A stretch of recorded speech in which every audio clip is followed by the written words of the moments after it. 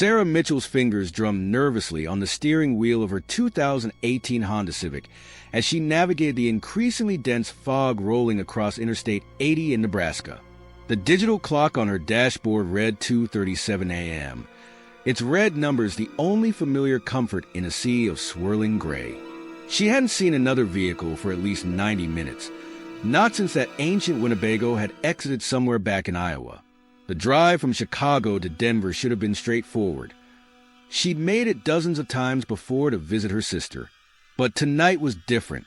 Her phone had died 3 hours ago, despite being fully charged when she left, and the radio produced nothing but static, occasionally broken by fragments of voices that seemed to be having conversations from decades ago.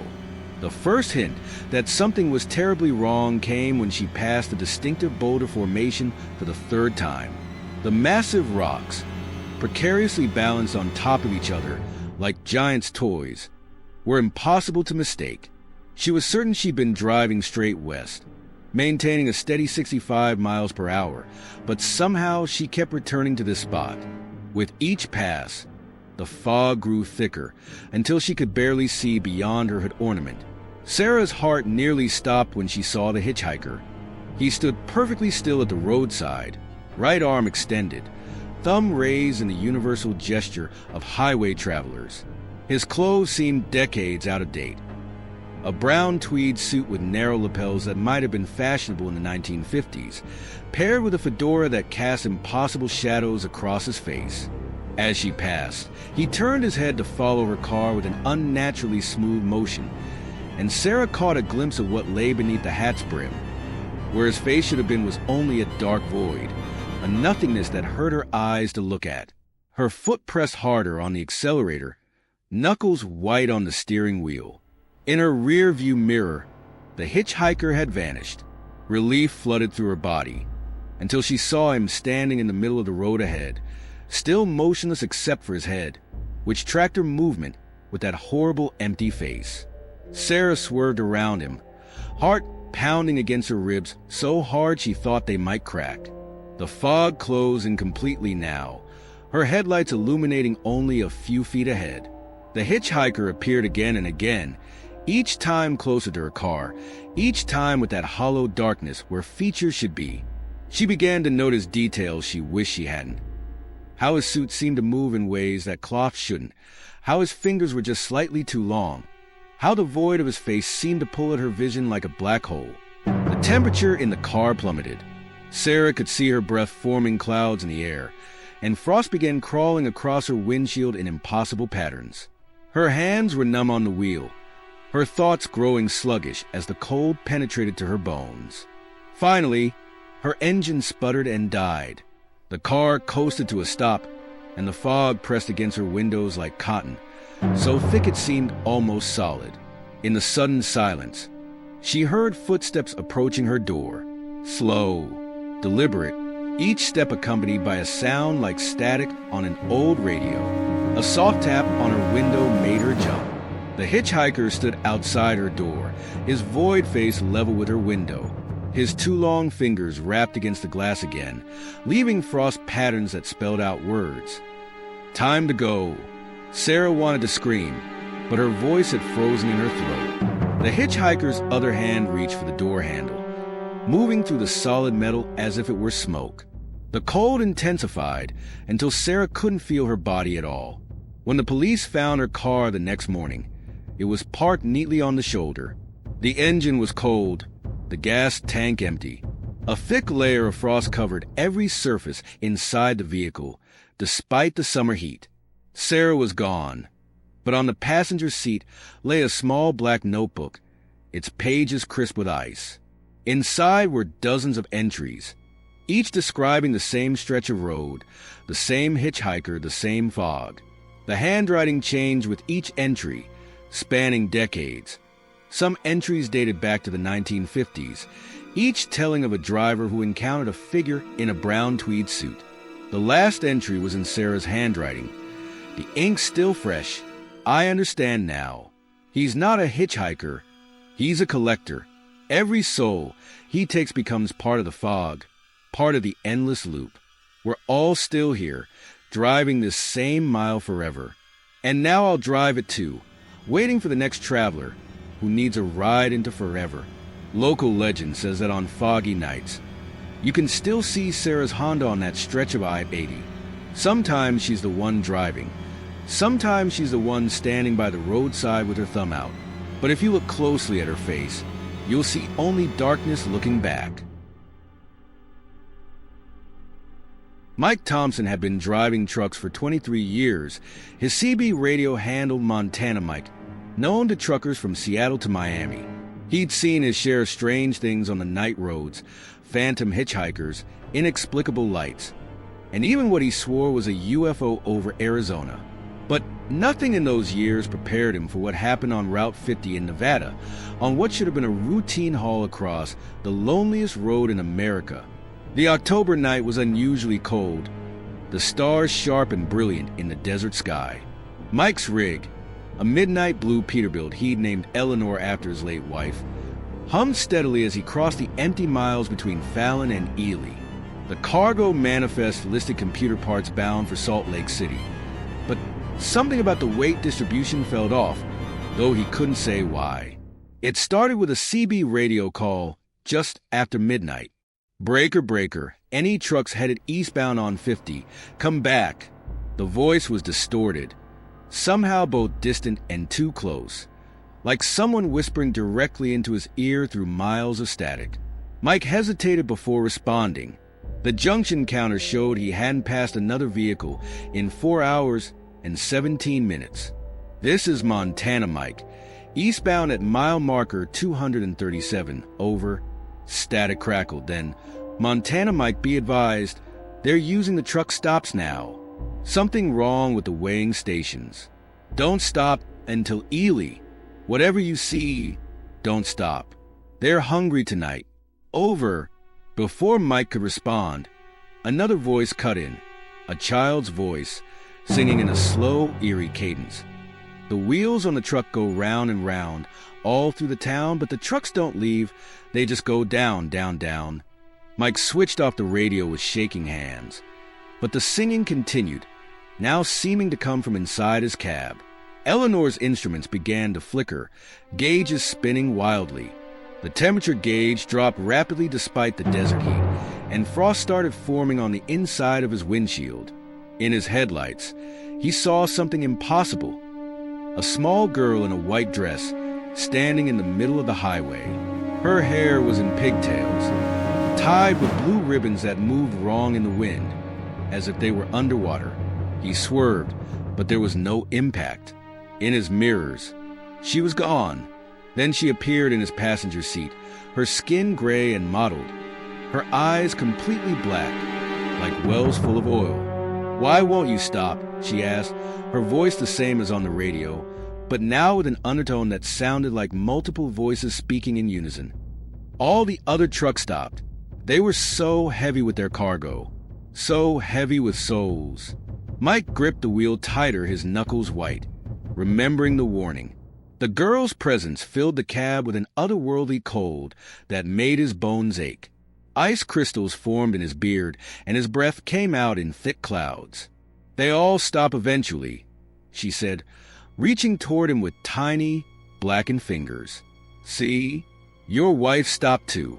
Eleanor, she was so tired of driving, so tired of the long haul." Mike's blood ran cold.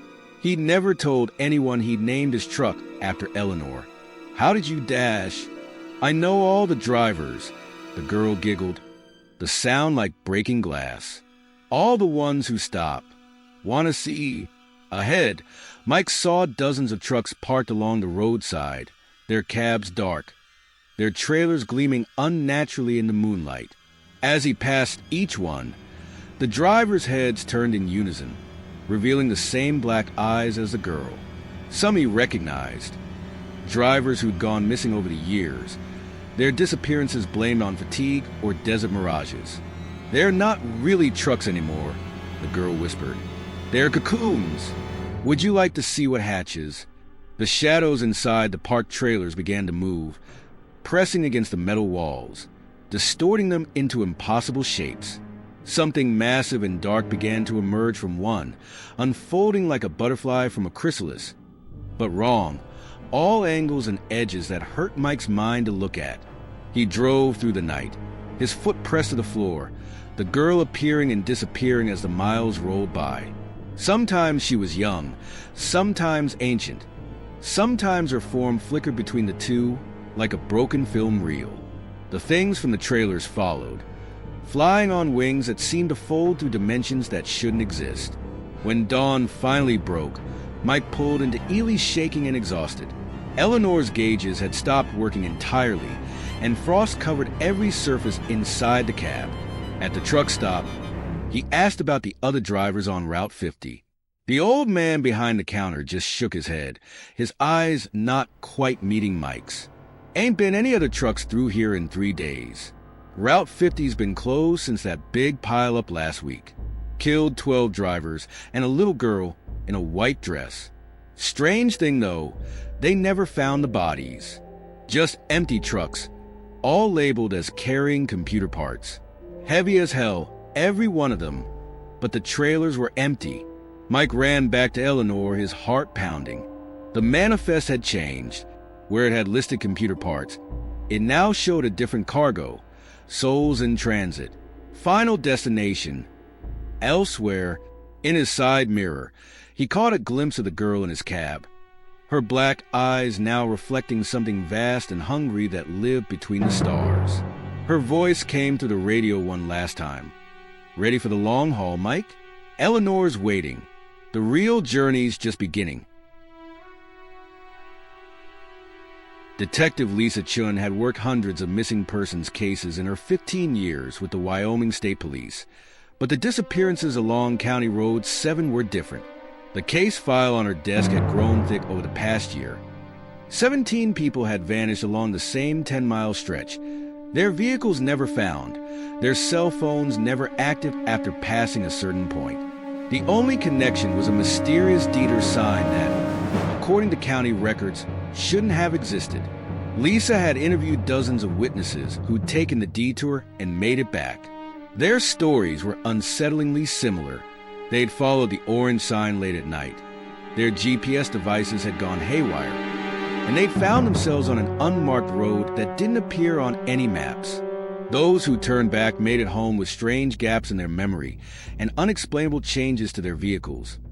Odometers showing thousands of extra miles, strange symbols etched into their paint, radios that only played songs from decades ago.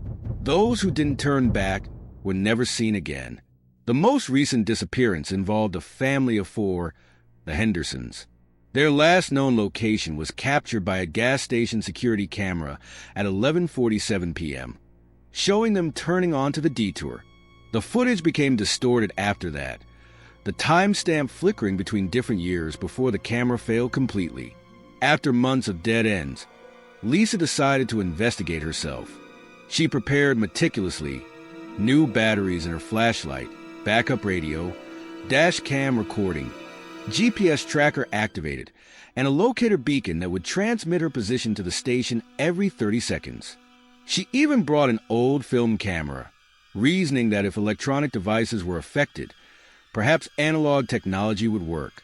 She set out at dusk, her unmarked Crown Victoria humming along the empty road. Sure enough, there was the Dieter sign, its reflective orange surface catching her headlights. The sign looked new, but something about its edges seemed wrong, as if they didn't quite line up with the space around them. The moment she turned onto the unmarked road, her GPS lost signal. The dash cam screen went black, and her radio began picking up fragments of broadcasts that couldn't possibly be current.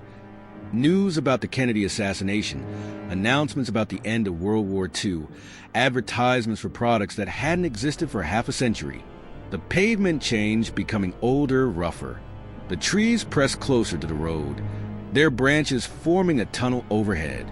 Her headlights seemed to be absorbed by the darkness rather than penetrating it, and the shadows had a thickness to them, almost like liquid.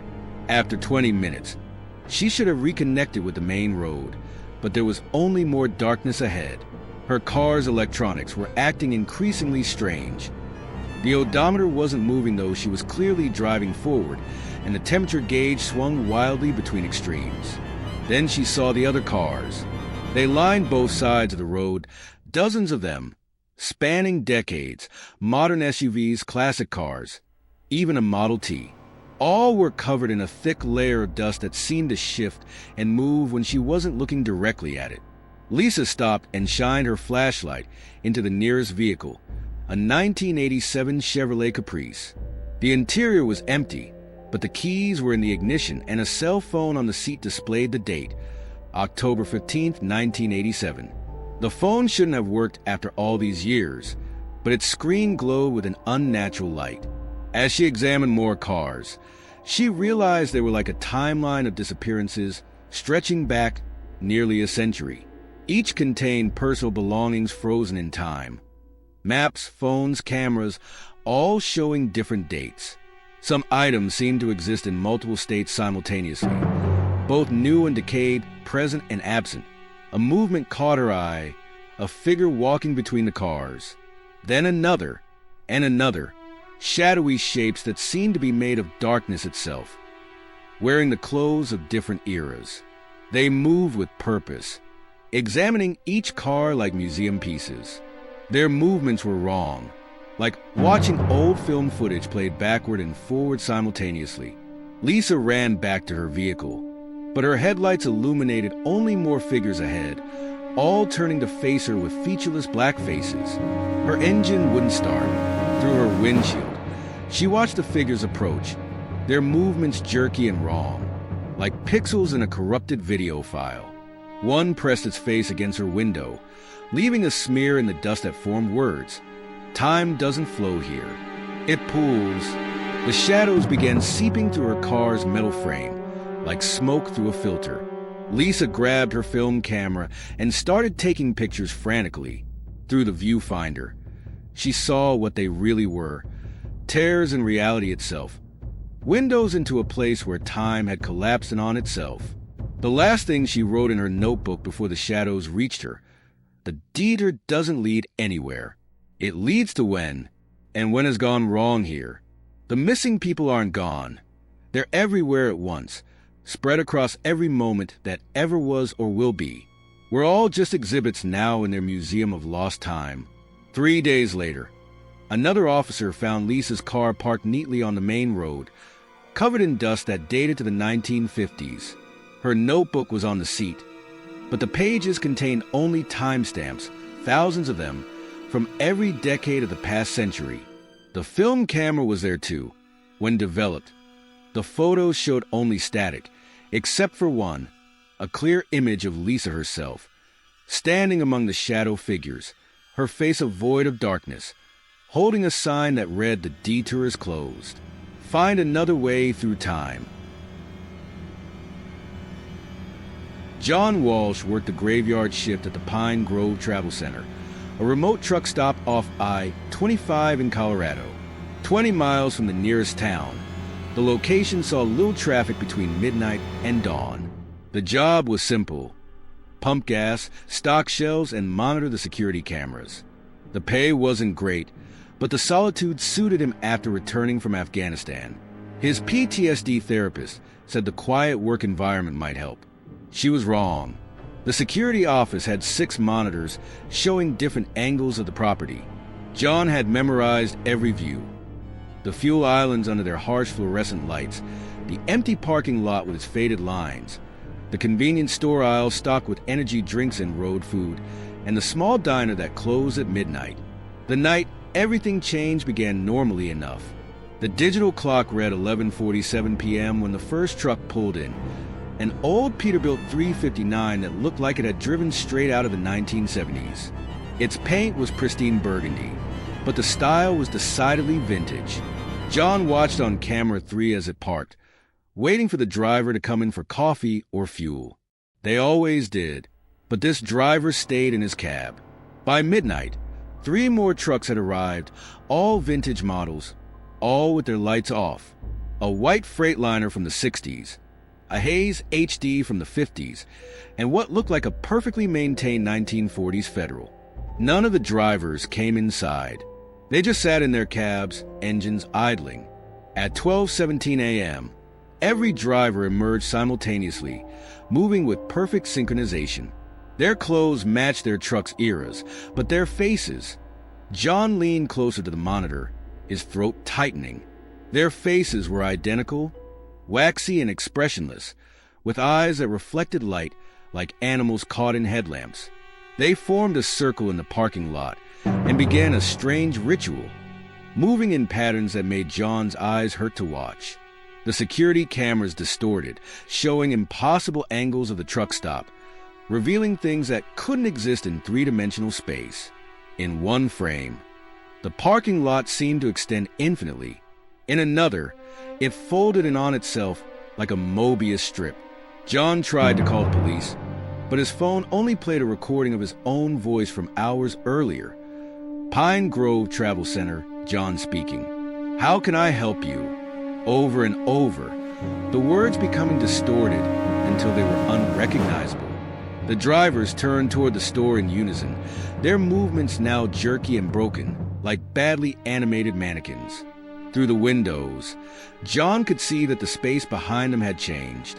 Where there should have been mountains and sky, there was only a void filled with shifting geometric patterns that hurt his mind to look at, like an Escher drawing come to life and gone horribly wrong. They entered the store, moving in that horrible synchronized way. John ran for the back office, but the layout of the store had changed.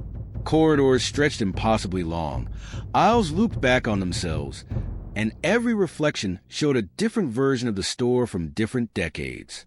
In one mirror, it was still under construction. In another, it was ancient and abandoned. He found himself in the center of the shop, surrounded by the drivers.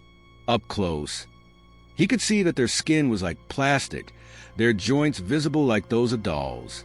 They spoke in unison, their voices a chorus of different accents and tones from different eras. Every truck stop is a doorway. Every road leads to us. Every driver joins the fleet. Your shift is over, John. Time to clock out. Their faces began to melt and reform, showing everyone who had ever worked a night shift at Pine Grove. Faces John recognized from old employee photos in the break room, going back to when the place opened in 1949. He saw his own face among them, but older, younger, and somehow existing in all times at once. The ceiling above disappeared, revealing an endless convoy of trucks driving on impossible roads that curved through dimensions humans weren't meant to see. The drivers' bodies split open like flowers blooming, revealing machinery inside that wasn't made of metal or wire, but something that looked like frozen time itself. The night shift never really ends, they said, their voices now sounding like engines idling. It just moves down the road, but the road doesn't go anywhere anymore. It goes everywhere, every when, every who. Your war taught you about watches and shifts, John. But this is the last watch, the final shift. Clock in with us.